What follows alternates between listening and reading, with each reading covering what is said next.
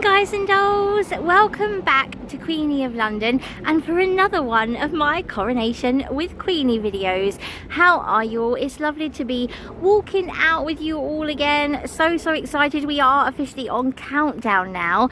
I was on the bus actually, and I was going along here and I thought I have to get off the bus and show you a couple of windows that I spied from the top deck.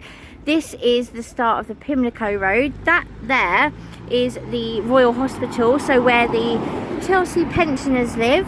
If you go down that road there, you go towards the King's Road. And here I am on the Pimlico Road. We've got some flags and I'm going to take you to have a little look in a couple of shop fronts that I think you'll like and you'll not want to miss. So see you in a minute. So coming up just on the corner here, Linley, that's actually a pretty noteworthy site here on the Pimlico Road because it's actually the shop of the son of Princess Margaret and Lord Snowdon. And when that opened in 1985, it was such a big deal because he was the first member of the royal family to do something vocational, to have a shop based on his skill, which is carpentry. And it's a pretty incredible shop, to be honest, all bespoke. But what I want to show you is right here on the on this window here. Now, ever since Her Late Majesty died, he's had a stamp in the window, and he now has a stamp of our new king. Notice he's crowned. What do you think of that? Have you seen the new stamp? What do you think of the new stamp? I think the king needs a crown. That's what I think. I think that's a pretty spectacular job. I'm loving that. Beautiful. Get a good look. Isn't that lovely? And in there you'll find all... Oh, he's got a big crown as well. Here you go. St Edward crown.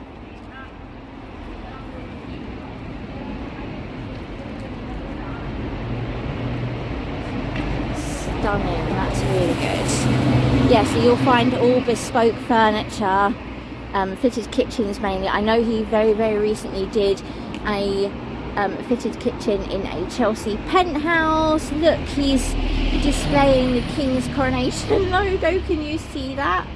Don't look at me. Yeah, so he does a lot of beautifully expert crafted homeware. If you go on his website, you can have a little bit of a gander at what he does. There's a chair on there for £10 million, just saying. So there is Linley, and all these beautiful, long established shops in London, always in Mayfair, and as you approach Victoria, Westminster, they always have this flagpole with the Union flag fluttering. So that's Linley, and then I believe if I just twist here, this is what I saw from the bus. This is Luke Irwin, and these are bespoke rugs. Everything's bespoke on the Pimlico Road and around Mayfair, everything's bespoke. And you have this gorgeous Union Jack made up of quotes from Shakespeare with our king, again crowned, the silhouette of the king crowned in the middle. Gorgeous. Speak, citizens, for England, who's your king? To abuse greatness is when it destroys remorse. That's King John, isn't it? Shakespeare, King John. And then this one here. Time's glory is to calm contending kings. The rape of Lucrece. There you go. You're going to have to read those. Not wearing my berries. So... Oh, my eyes, atrocious. I will look back at this and put some captions in. There you go, so that's that window there. So that's Luke Irwin and Linley on the Pimlico Road. So after having a little bit of a pit stop on my journey, I will now head to where I was going to show you, and I really hope you enjoy. Toy soldiers here. How cute. In this little living room setup, which is in itself not half bad. Look how cute they look in the corner. So adorable. Carl Hansen. Cute. This is our Dalesford, by the way. So villagey around here. It's absolutely beautiful. It's very green, very pretty. Dalesford, of course, organic farm shop, our cafe. Really beautiful. Really lovely to sit around here at the weekend as well. I mean, it's evening now, but it's a beautiful spring evening.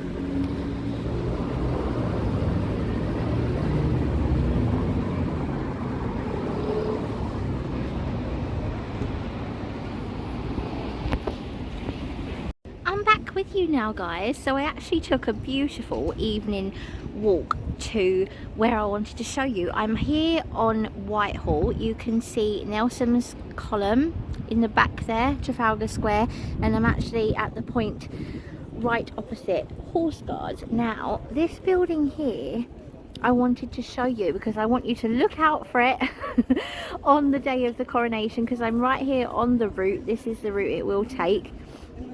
The procession from Buckingham Palace. It will go up there, meet Trafalgar Square, and come all the way along Whitehall here. But look out for this building because it's actually pretty exciting. I read about it in Tatler. Now obviously it's not a new building, it's incredibly old. This was the old war rooms and it's been extensively redeveloped, and it's actually going to be opening up this year for the first time in a long time. So I wanted to tell you a little bit about it and I hope you find it interesting. This building right opposite Horseguards here is made entirely of good old London Portland stone, and it was completed in 1906. It was the work of British architect William Young, and it had fallen into complete disrepair. It's a grade 2 star heritage site, and it was actually put up for sale in 2013. It's huge, it's like triangular. I'm not going to walk around the whole thing because it will take me a long time and I want to squeeze some more, but if you can imagine, it takes up like that whole block there. You go down that road and it takes up the entirety of that bit of the block. The family who placed the winning bid, which was in excess of something like £350 million, they weren't just chosen for the size of their bid. It was because they actually own property and had developed property in the area. In Colton House Terrace, they'd combined something like six-story townhouses and developed them into one great big mansion where they have a lot of family celebrations. This is like no small thing, the development. You can see some lights on in that window there, how exciting. It's no small thing because this building has not been open to the public for over a century, and for 10 days of the year, I think, when it reopens, it's going to be able to be, you can go in and have a little look at it. Now inside you got the usual sort of development that you find in London. You've got spas, you've got gyms, you've got hotel. I think it's a Raffles hotel in there, which looks quite staggering. I read about it in Tatler. I'll try and find you the link to the article if I can find it online, because it looks absolutely staggering. The central staircase, it's literally something out of Disney. They've done an incredible job developing it, and you've also got individual residences in there as well. So it's literally been brought back to life. So what was this building? It was the old war rooms. Look how it's incredible. Look how high. I've just crossed over to give you an idea of the scale of this building. It's quite incredible. Within there are, let me just consult my notes because there's quite a lot of facts. There's 2.5 miles of corridors that were once governed over by the state and the military. Okay, so you had in the geographical section, just to give you a little bit of an idea, go back in time. In the geographical section, you had Lawrence of Arabia, who was drawing up maps. You also had Ian Fleming, James Bond, author Ian Fleming. He was in naval intelligence. He was basing there at the time, and at the time he based M, the character M of the Bond books. He based that on his boss at the time. Let me find, it's very windy, sorry. He based that on his boss at the time, Sir Mansfield Cumming. I knew that off the top of my head. I didn't need to look at my notes. And the Secretary of State for War office in there, which is now called the Haldane Suite. That's incredibly impressive. I've seen some pictures of that. It's all bronze and marble and oak, beautiful English oak.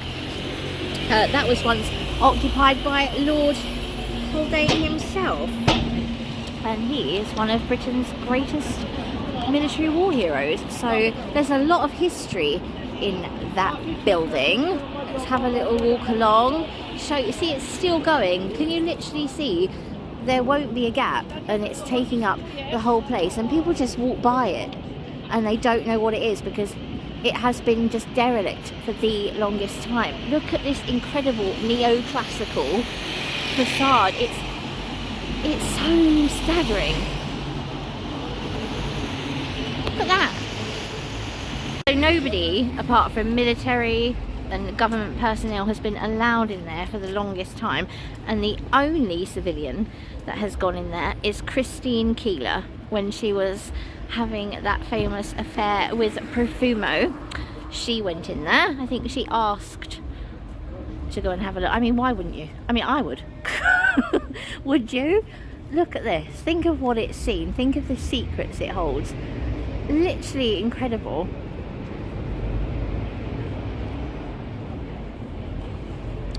You might also recognise it because I think the roof was used in Skyfall. Daniel Craig was on the roof, and it's also been used in Octopussy and A View to a Kill. Remember that? So there we are. Look out for that on the processional route on Coronation Day if you're going to be watching on the telly. We're going to have a little saunter along this bit of the Coronation route. Now, as we know, it's incredibly shorter. I think it's a third of the size of the route that our late Queen took on her coronation. That went all around the city, but the route that we're going to be taking on the 6th of May, not long now, it's literally going to leave Buckingham Palace, go down the Mall. It's going to come out of Admiralty Arch up there, see Nelson there, and come along Whitehall up until the Abbey. I would recommend, if you're visiting London, if you want to come and just have a little look at Horseguards, and also Downing Street. We'll walk on the other side so I can show you. It's always dead quiet here in the evenings, so always keep this till last. A little trick of the trade there. And we've also got these special signs going on. You know, everywhere else has the Union Jack. We've got these extra special ones that display the coronation emblem. We'll pop up to the Abbey and see what else we can see, what's going on.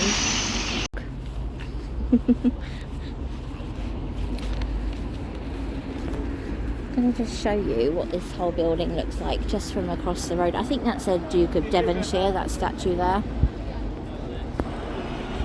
Look. A shot isn't complete until it's got a bus in it, in my opinion, guys. So the Abbey is actually closed now until the 8th of May, so you can't go in there. If you're visiting London, you will have noticed that it is in fact closed. All the services are being held in the Politicians' Church, St Margaret's next door. So everything's still functioning ecclesiastically. So that's good to know. The Abbey is what's known as a royal peculiar. You might hear these terms a lot when you start listening to commentary on Coronation Day. Royal peculiar, nothing to do with Theakston's the beer. It just means that it's not under the normal church authorities. I think it was Elizabeth I who said that it was under the jurisdiction of the monarch, so it became used for royal celebrations, royal weddings, coronations, and for the burials of kings and queens. Now the Abbey has been in existence for a very, very long time. It was a monastery, but it was really Henry III who we need to look to give us an understanding of its sort of like modern form. Look, hang on, I get so easily distracted. Look at these that we have on the Coronation route.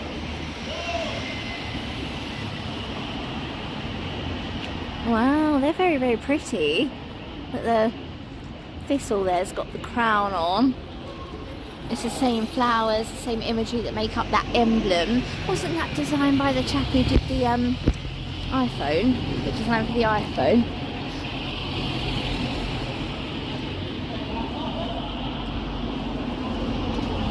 Little shop down Whitehall.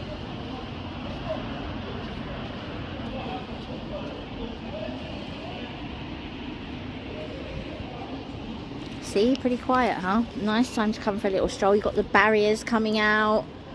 Up on Parliament Square as well, you've got, that's all barricaded off because they've put some new flower beds in place so it'll look all pretty. This will obviously be lined.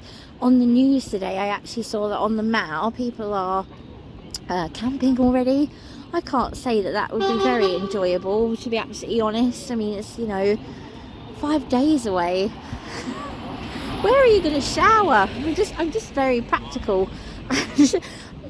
I don't know if I could do it. Could you do it? Would you camp out just to get a 10-second glimpse?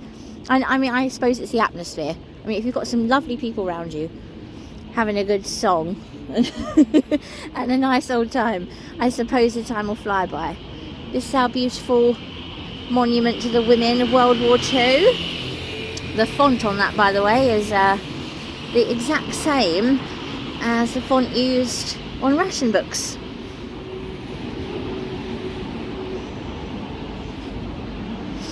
There we go. We're coming up to Downing Street now.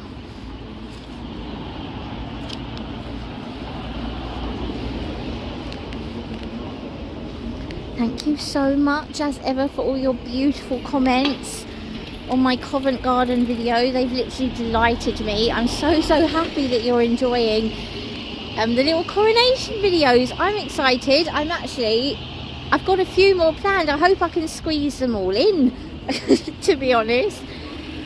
Here's Downing Street. You see, look how quiet. Normally, if you walk through here in the day, there's like a throng of people. You can literally just walk right by it today. Stick my camera in there for you. There you go, can you see?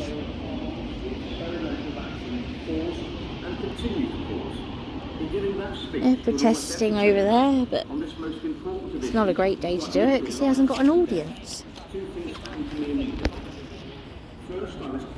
Quite a lot of details have been revealed over the weekend as I go past the cenotaph here.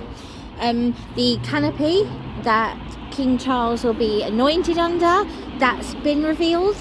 I still don't think it's great that that part of the ceremony will be televised because that's the most sacred part. We'll get into that when I'm overlooking the Abbey, but it's going to be televised, so okay. And we've also seen that the Speaker of the House of Commons, his coach, that will go on display in Westminster Hall, so where the Queen, our late Queen's coffin was laid out in state. The coach will be displayed in there, so you can come up and have a look at that. I think that's being displayed for quite a long time, actually. I think you can come and see that until June. I'll leave some information down below. If I can't get to that, I'm going to try and get to it to show you, but if I can't, then you can have a little look at that online. I'm sure it'll be everywhere because it's literally, it's a lot like the Gold State coach. He's not actually going to ride in that, which is a bit of a shame. But also, the London Eye have revealed a really special pod that you can go into. You can buy a ticket to, and it's got a coronation chair inside, so you can be coronated as you ride in the London Eye. I've just noticed there's all barricades. I mean, can I get through there? Just before I try and I can wiggle through there. That pub over there is one of the only pubs on the route. That's the Red Lion. It's going to be chocker on Coronation Day because it's one of the only drinking houses with seating outside, so that will be pretty popular.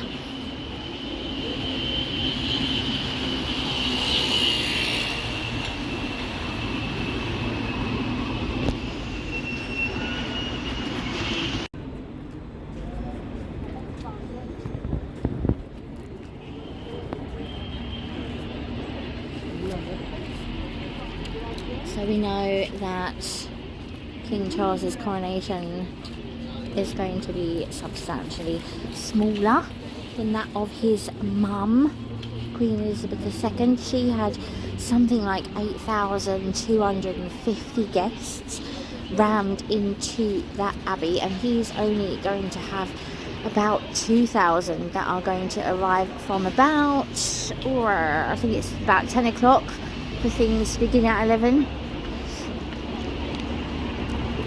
On the funeral of Her Late Majesty, all the guests sort of convened at the Royal Hospital, what I showed you at the beginning of this video. They all went there, and I was walking my dog ridiculously early on the day of the funeral, about 5 o'clock in the morning, and this like cavalcade of cars, like really big jeeps came by, armoured guard came by, and they were ferrying them back and forth to the Royal Hospital, which was quite interesting to see. Here we are, we're approaching the hub of it all the excitement. I just saw somebody take a picture who was standing on like this bit here. That was quite cool. If I could get up there, I'd take my picture.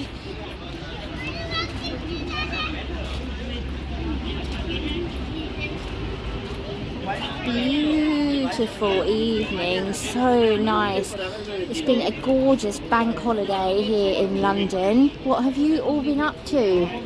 Have you had a nice restful weekend? Are you making your plans? All my stuff came from Party Pieces, so I've got all my bits for our little coronation party now. We just need some goodies to go on the plates. I'm waiting for Marks and Spencer's to release their party food.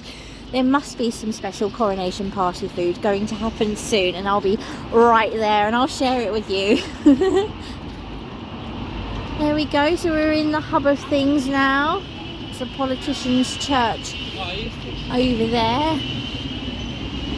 There's my man Churchill in his spot that he designated. And as you can see, you can't actually get onto the green. I'll show you.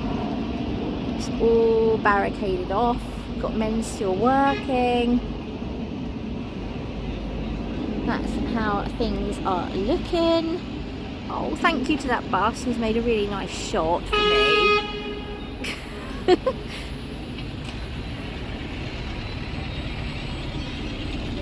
There we go. Now I'm going to get myself into a nice position where I'm not in anybody's way to have a chat to you about what to expect from the coronation ceremony.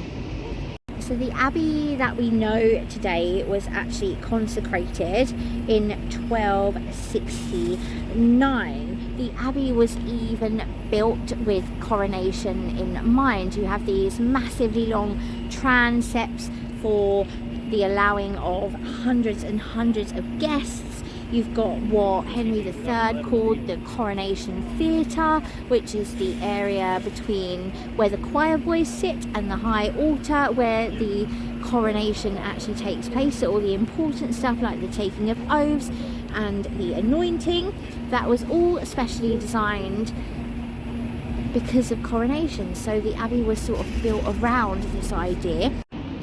So on May 6th, Charles III will be the 40th monarch to be crowned in Wrstminster Abbey since the first one, the very first one, William the Conqueror, on Christmas Day 1066. Think of that amount of time, you guys. It's quite incredible to think of all the things that have gone on since that very first coronation, and pretty much the whole ceremony has stayed exactly the same, so it will follow exactly the same sort of formula. Now there was actually a coronation held in Bath Abbey for King Edgar, who was the grandson of King Alfred, very, very, you know, stuff of legend, King Alfred, in 973, and that coronation was in Bath Abbey.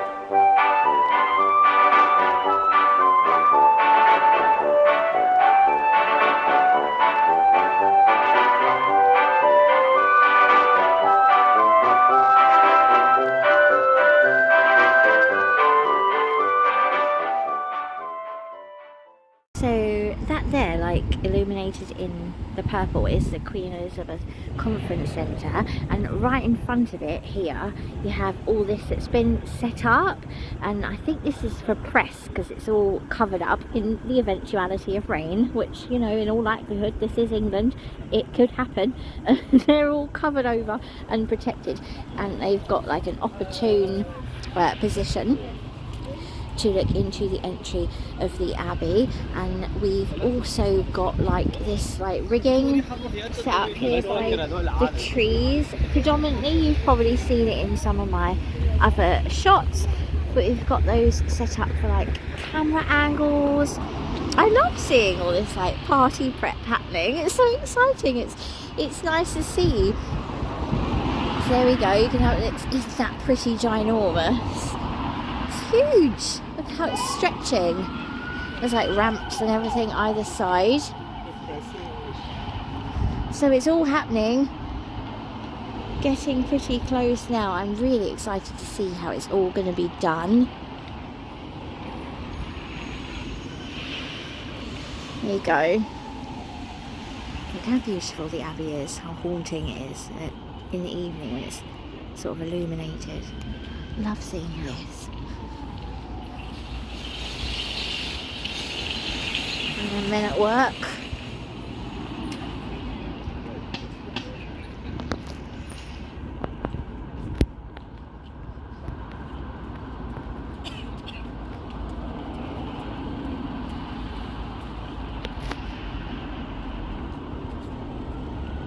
So I'm just headed down Victoria Street to pick up my bus to get back home. Look how gorgeous the abbey looks illuminated against the night sky. So pretty. And look at the eye. Can you see the eye there? Beautiful. That's illuminated too. Thank you so much for watching. I hope you enjoyed this little video updating you on what's happening in London for the coronation and what to expect from the ceremony itself. For my next video, I hope you're all going to look forward to it. For my next video, I'm going to be getting on a train and maybe going somewhere outside of London to show you something pretty special. So I hope you will join me for that. So I made it onto that bus, you guys. I got on that 11 and I made it home, but I didn't want to finish the video so abruptly, so I thought I'd show you a couple of the pictures from Tatler of the old war offices, what I showed you at the beginning of this video. This is the Grand Central staircase. Now I gather that not even people that worked in the building were allowed to use that particular staircase. They had to go around the back. So this was reserved for dignitaries and very important people. You've got some shots here. I love this one, looking out through Horseguards, there's the war offices there. There are the men at work, and there's the view from the top. Isn't that a stunner? So pretty, that view. I hope they've got like a nice little terrace up there. And then you've got some pictures of the inside. I believe there's a subterranean ballroom. Is that the one there? It's literally, it's huge. It's such an incredibly massive building. There's one of the swimming pools, and that's actually a few shots of the family that did all the work. I think it's taken like 7 years. This is Britain's wealthiest family, the Hindujas. I think that's it. That's all of it from that. So that was the old war offices. Be sure to look out for it when you're watching the procession. I will see you very soon for another video. Loads of love from London and my desk, Queenie.